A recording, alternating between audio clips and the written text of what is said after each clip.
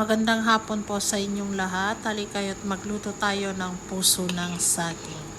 Gaya ng ating ginagawa, ginisa lamang po natin ang sibuyas at saka bawang.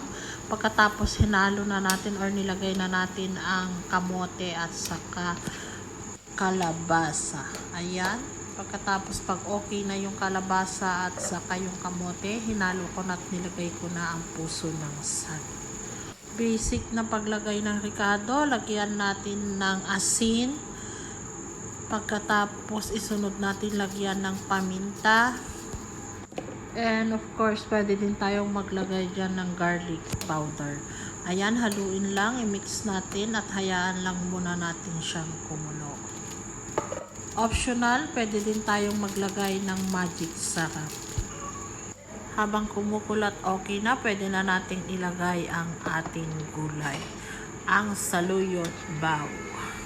Ayan, pag nilagay na natin ang saluyot, i-mix lang natin, tapos hayaan lang natin siyang kumulo.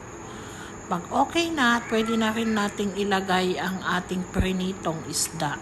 Ayan, nilagay na natin ang pritong isda, konting mix, at maya-maya ready to serve na ito. Happy lunch po sa inyong lahat. God bless everyone and thank you for watching. Bye!